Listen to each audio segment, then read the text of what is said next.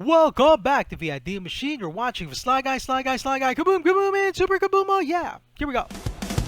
Kaboom, oh yeah, Kaboom, oh yeah. Here we go, here we go.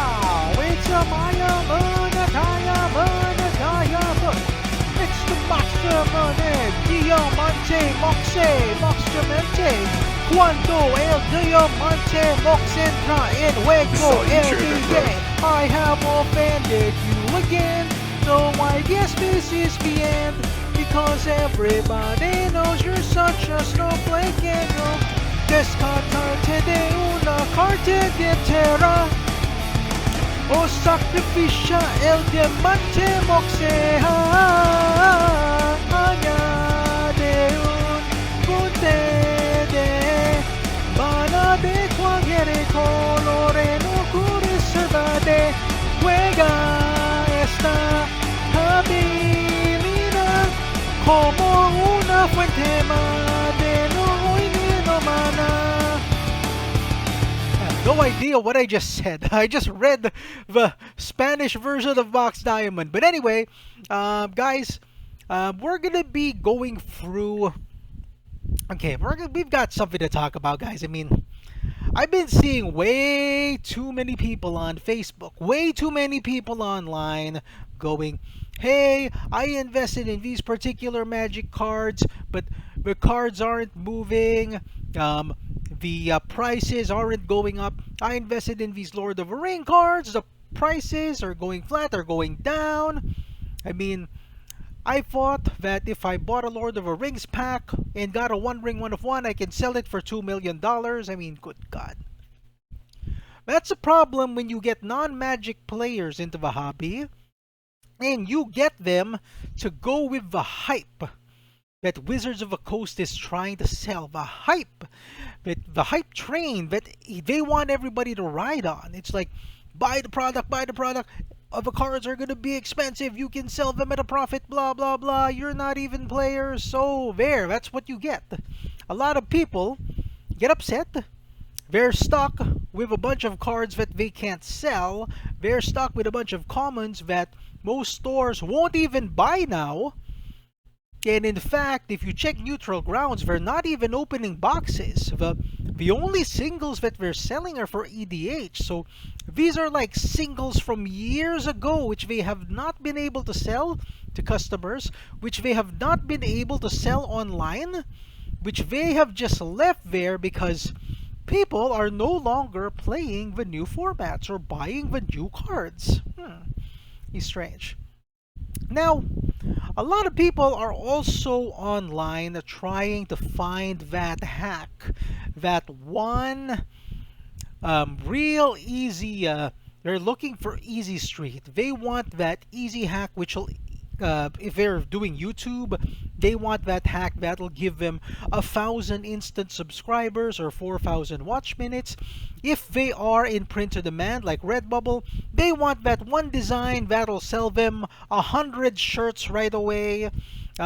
If they are playing video games, they want that hack that'll make their character level 99 right away without putting any work at all. Now, just to be clear, just to say, guys,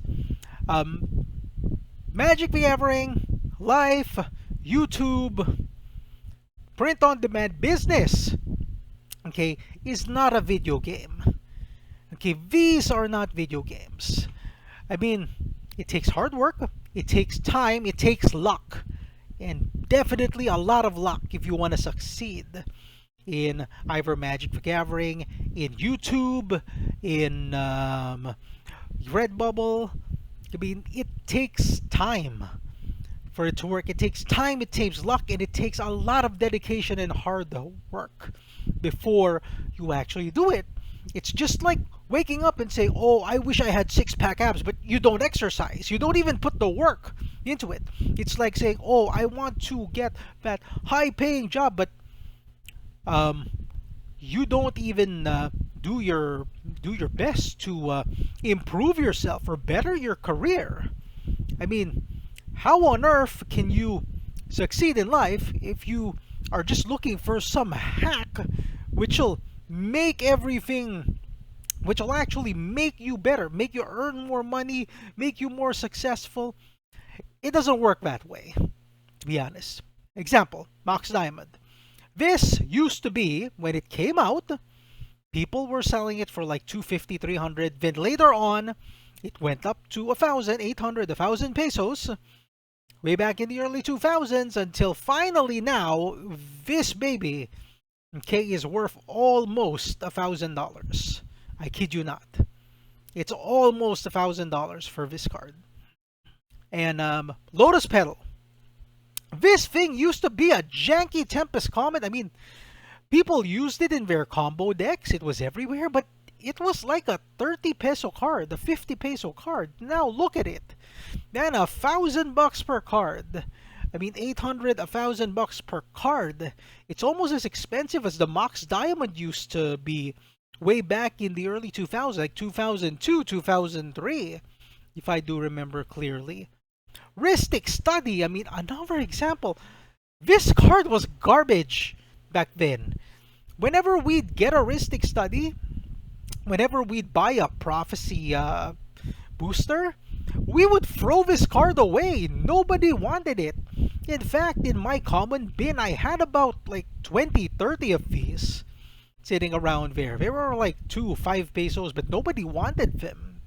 But now, flash forward, they're almost $40 each. It's like 1,600 pesos per card now for this piece of garbage that we used to throw away. I mean, good lord.